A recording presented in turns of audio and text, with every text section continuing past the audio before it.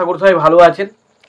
তো বন্ধুরা, এখন আমি যে বিষয়টা নিয়ে কথা বলবো, তো সেটা হলো সাকিব খানের তাণ্ডব সিনেমাটা লাগলো কেমন। দেখুন, আমি এখনও সিনেমাটা দেখিনি, তাই আমার পক্ষে বলা সম্ভব নয় যে সিনেমাটা কেমন লাগছে।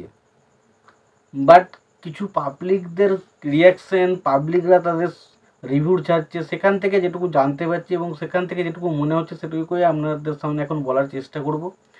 তো মানুষজন তারা কি বলতে চাইছে, তাণ্ডবের কোন জিনিসগুলো একটু খামতি রয়েছে, কোন জিনিসগুলো ভালো হয়েছে, সেটা নিয়ে আলোচনা করব। তো আশা করব ভিডিওটা খুবই ইন্টারেস্টিং হবে।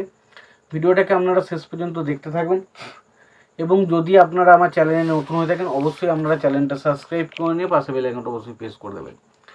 তো দেখুন, যে বিষয়টা নিয়ে অ্যাকচুয়ালি হয়েছে সেটা হচ্ছে সাকিব খানের যে তাণ্ডব সিনেমাটা, বিভিন্ন জায়গা থেকে এরকম আপডেট আসছে যে সাকিব খানের নাকি এটা কেরিয়ারের সেরা সিনেমা হয়েছে। অনেকেরই মতামত যে সাকিব খান যা কেরিয়ারে যা সিনেমা করেছে তার বেস্ট কাজ করেছে কিন্তু এটাতে, এবং সেটা সত্য।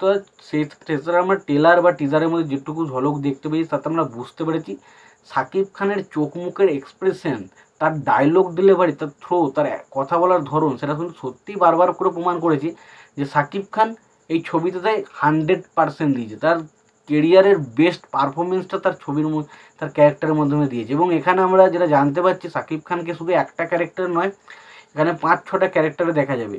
তাও 5-6টা রোল বলছি না, 5-6টা ক্যারেক্টারে দেখা যাবে। এবং সেই ক্যারেক্টারগুলো সে যখন প্লে করছে ছবিতে, সেই ক্যারেক্টারটাকে আমি একবারের জন্য ফিল করতে পারবেন না যেটা সাকিব খান। মনে হবে যেন এইটা এই ক্যারেক্টারেরই মানুষ। এরকম ধরনের ক্যারেক্টারগুলোকে সে প্লে করেছে এবং অসাধারণভাবে প্লে করেছে। প্রত্যেকটা ক্যারেক্টার জাস্ট ছাপিয়ে গেছে যেটুকু শুনলাম। এবং ছবিটা বলে রাখি, অনেকের দেখছি ফার্স্ট হাফটা কিছুটা স্লো লেগেছে, কারণ ছবির মধ্যে ফার্স্ট হাফে প্রচণ্ড বিল্ড আপ দেওয়ার চেষ্টা করেছে। তবে সেকেন্ড হাফটা কিন্তু আবার শুনেছি নাকি প্রত্যেকেরই দারুণ লেগেছে, দুর্দান্ত লেগেছে। সেকেন্ড হাফ খুব ভালো। এবং তার পাশে বিশেষ করে লাস্টের 20 মিনিট জাস্ট পুরো কাঁপিয়ে দিয়ে গেছে। এবং ছবিতে অ্যাকশনগুলো, বিশেষ করে হ্যান্ড টু হ্যান্ড যে অ্যাকশনগুলো রয়েছে, সেগুলো এক কথায় বলতে গেলে সাকিব খান দুর্ধর্ষ কাজ করেছে, দুর্ধর্ষ। এবং গানগুলোকেও শুনলাম নাকি ছবির মধ্যে যখন পেশ করা হয়েছিল খুব ভালো লেগেছে। তো সবাই কিন্তু সিনেমাটা দেখে পজিটিভ রিভিউ করে দিচ্ছে এবং প্রত্যেকেরই কিন্তু ছবিটা ভালো লাগছে।